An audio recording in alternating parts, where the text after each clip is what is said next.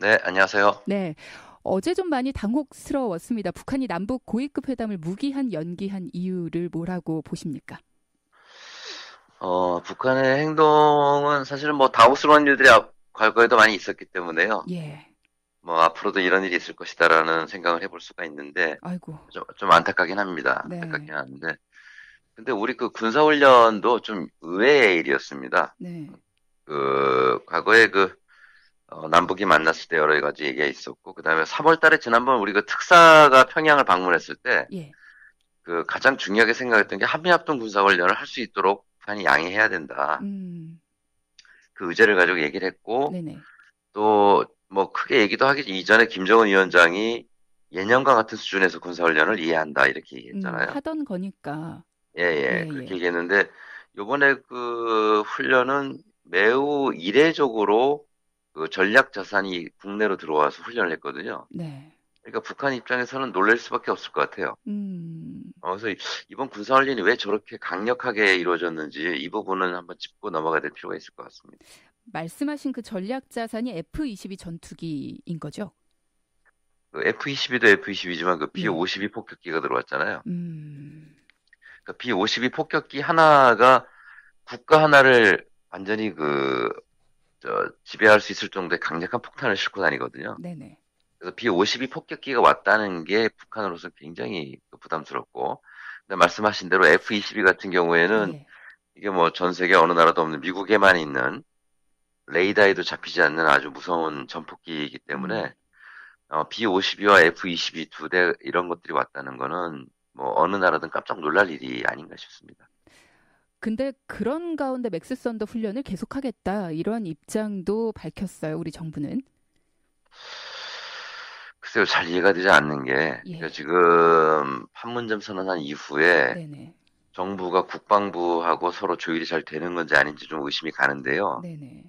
아마 이건 뭐 어디나 그렇겠습니다. 지금 미국도 마찬가지일 거예요. 아마 트럼프도 네.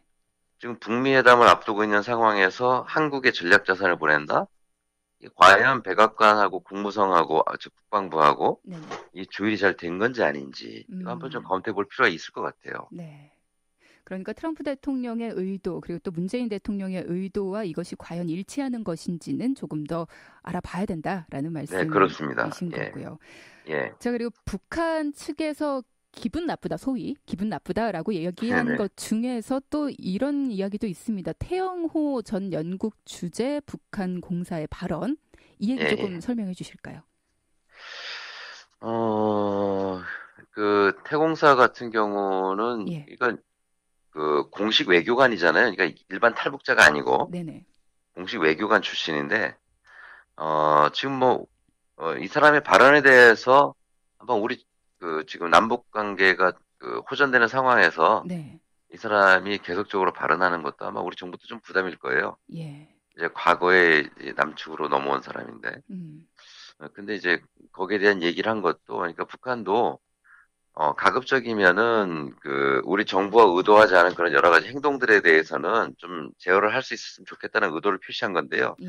근데 우리 또 북한하고 다르게 이제 자유롭게 의사를 표현하는 국가지 않습니까? 네네. 그래서 이런 의사든 저런 의사든 우리가 다 막을 수는 없는데, 음. 근데 어쨌든 뭐 태공사의 발언들은 통일 북한 문제를 하는 사람 입장에서 봤을 때는 적절한 발언은 아니라고 생각을 합니다. 네. 뭐 국회에서 했다는 것도 또 하나의 문제가 될 것 같기도 하고요. 그래서 북한에서 이런 이야기를 하고 나서 청와대 국민청원까지 또 올라가기도 하더라고요. 태영호를 추방하자 뭐 이런 청원도 있던데 참 이 문제가 좀 그렇습니다. 네네. 그리고 또 이 얘기를 해보겠습니다. 존 볼턴 백악관 국가안보보좌관이 북한의 핵탄두와 대륙간 탄도미사일을 미국에 가져와서 이것부터 없애겠다. 뭐 이런 이야기를 한 적이 있습니다.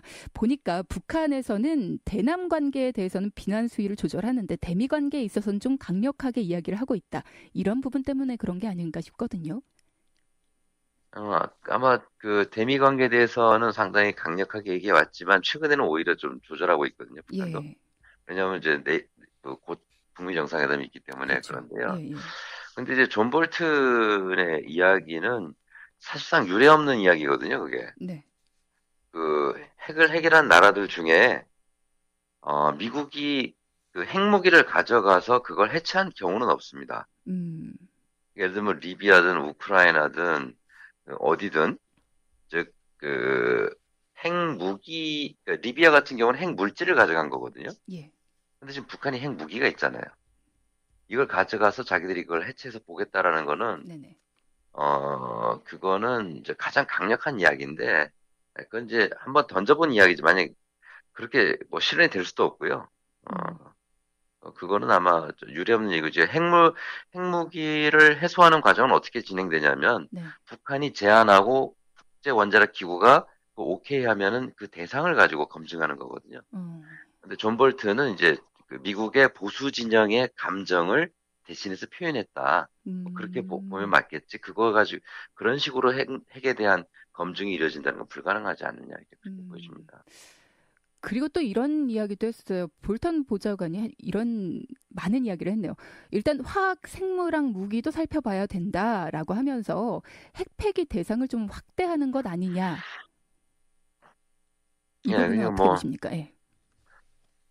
아까 마찬가지 그런 논법이라고 볼 수 있는데요. 그러니까 예.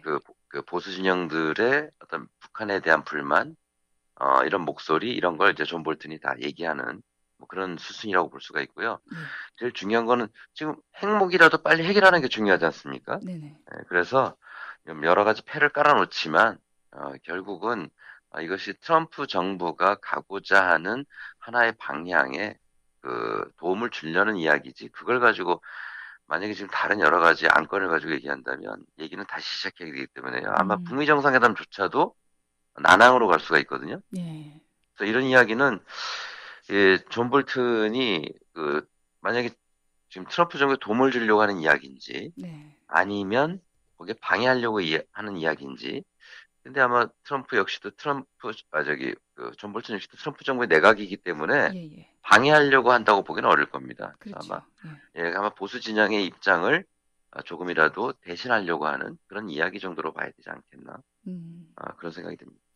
일단 또 비슷한 질문일 수 있는데 리비아식 방식의 핵포기 요구도 계속해서 존 볼튼이 하고 있기 때문에 그 부분에 네네. 있어서도 북한에서 굉장히 반발을 하고 있는 거거든요.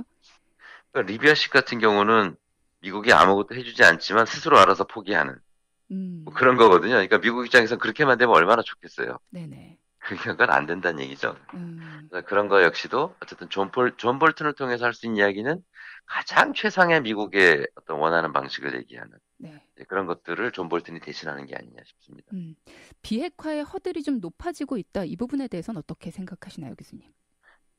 근데 이미 지금 북미 정상회담이 6월 10일로 결정됐지 않습니까? 네네. 그렇기 때문에 이미 허들의 높이는 결정된 거거든요. 네. 결정되었고 북미 정상회담 이후에 만약에 과제가 있다면 그 다음에 그 구체적으로 논의가 될 겁니다. 네네. 그러나 비공식적으로 방금 말씀하신 존 볼튼이든 어떤 사람을 통해서든 사석에서 여러 가지 얘기는 나올 거예요. 음, 그러니까 우리가 주의해야 될 것은 미국의 공식 입장하고 사석에서 나오는 이야기들하고 이런 것들을 좀 구별해서 얘기할 필요는 있을 것 같습니다. 네. 그래서 그런 것 같습니다. 지금 뭐 북한이 의도대로 끌려가지는 않겠다. 뭐 이런 이야기들, 뭐 많은 사설들을 보면 그런 이야기도 있고요. 지금 김계관 북한 외무성 제1부상의 발언도 안 살펴볼 수가 없을 것 같은데요.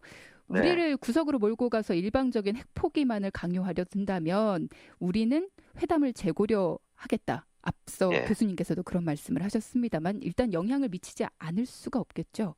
네네, 그렇습니다. 근데 이제 북한의 그 발언이나 문장들을 보면 재밌는 것이 항상 조건문이거든요. 네. 방금 말씀하신 대로 그렇게 한다면, 네네.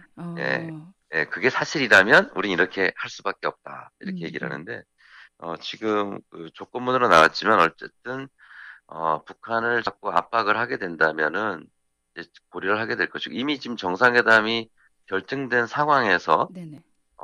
미국 역시도 지금 정상회담이 결정됐다는 건 많은 걸 서로 합의했다는 얘기인데 지금 와서 되도록이기는 어려울 거 아니겠습니까?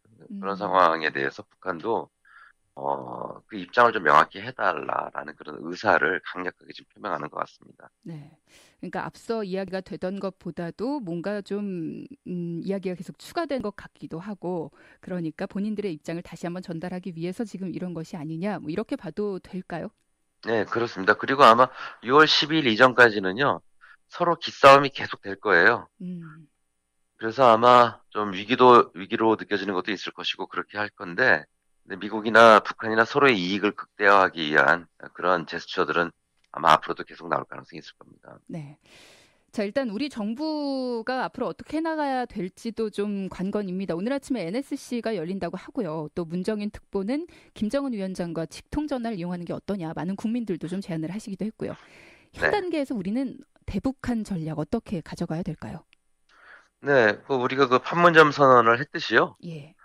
판문점 선언을 지켜나가기 위해서는 어쨌든 제일 중요한 거는 뭐 선언 한 번으로 끝나는 게 아니라 네. 북한하고 계속 소통을 하면서 우리의 의사를 강하게 전달해야 되잖아요. 네네. 그렇다면은 그 좋은 방법은 역시 직접 대화인 것 같습니다. 그래서 문정인 특보 말씀대로 네네. 북한하고 전화 통화든 또는 실무회담이든 지금 뭐 장관급 회담은 일단 연기됐습니다만은 여러 가지 방식을 통해서 우리의 입장 또 남북 관계를 개선하려는 의지 이런 걸 계속 전달하면서 오해를 풀어나가는 그런 음, 시도를 하는 게 바람직할 거라고 보여집니다. 네. 알겠습니다. 자, 감사합니다. 지금까지 진희관 교수와 함께 했습니다. 네, 고맙습니다. 네.